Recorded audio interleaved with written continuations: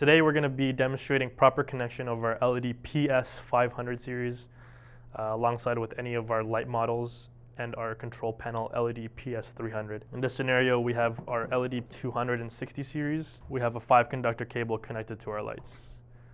Two of these, which are white and orange, are DMX plus and minus. Our red and blacks, which are our power, and then our green, which are our ground.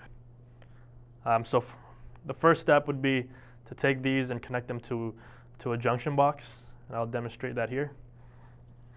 So I've fashioned up something similar for our conductors here.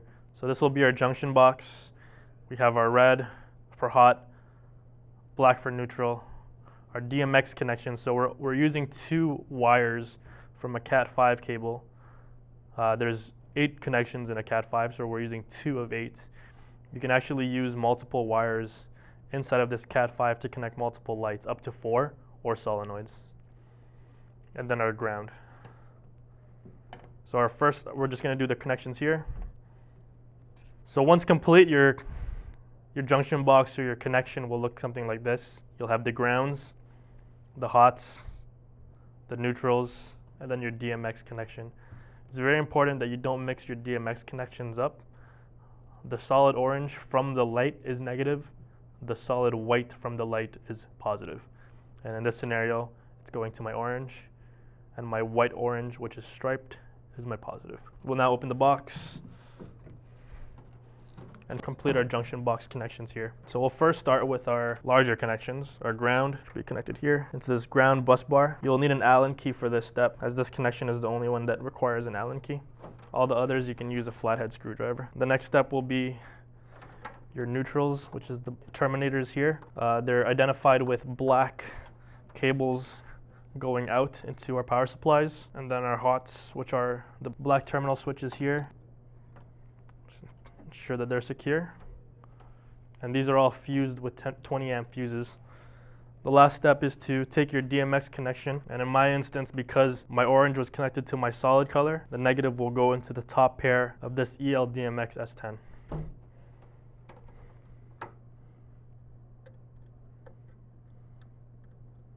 Once complete, you can just do a little test here to make sure that they're snug. Now that we've completed the wiring to the light, we're just going to complete the wiring. So this is going to be line wiring to our actual LEDPS500. This is 120 volts, and then it's color coded. So your ground, your hot, and then your neutral. So once wiring is complete and you have your breaker connected to this and you have live power going, you can turn on this breaker. And just to do a quick test, you can turn on the very top breaker here, which will turn on the DMX510s, which will be signified by a light. This means you have good connection. And now we can take the light. If you're far from the light, you can just run up and go look, because this little signal will determine if power to the light is good. So once you turn on the correct breaker connecting to the light, it'll turn blue and white. Depending on your light, there may not be white, but there will be blue. So this determines if power is good to the light. So this is something that I would recommend to do, just to make sure that all your power connections are correct before you start hooking up your DMX. So we'll turn it off. So our power connections are correct. We're going to take a standard Cat5 cable. Ensure that it's not crossover, because this will not function correctly with our panel. So we'll take this and we'll put it into the DMX in of the DMX510s. So the end of this Cat5 cable, you're just going to go ahead and splice it so you have these 2 connections. Pin 1 for my Cat5 is the white, and pin 2 is the orange. Your pin 1 is positive, and your pin 2 is negative. So now we're going to demonstrate proper connection into the LEDPS300 from the DMX connection in the LEDPS500. So from the 500 series, we have our DMX connections. So in this panel, you're going to see C1 plus and C1 minus. Also C2 plus and C2 minus. In our program, all of our universes are using universe 1. So we're going to hook up into C1 plus and C1 minus. Alternatively, you can use C2 and C2 minus if you're using the second universe. So we're just gonna take our box off here. We're gonna fit this fitting in here. Now that this connection is done, I've already pre-wired our line voltage into the panel.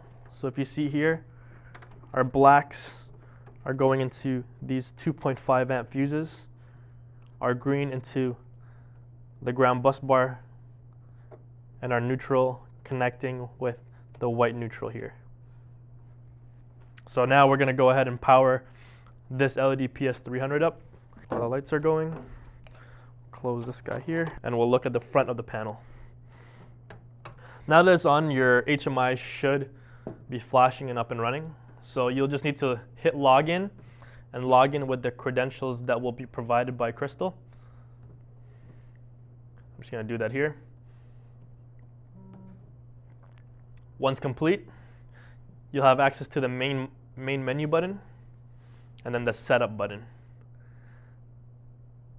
So to test out the show controller, what you can do is hit show control, and you can turn this to hand mode.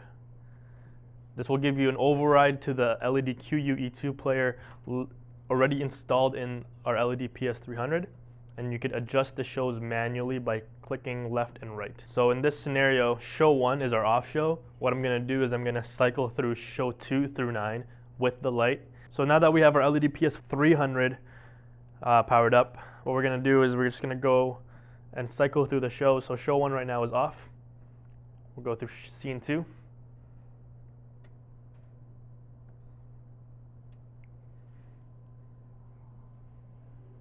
Scene 3. Scene 4. And we'll just go through our color changing scene here.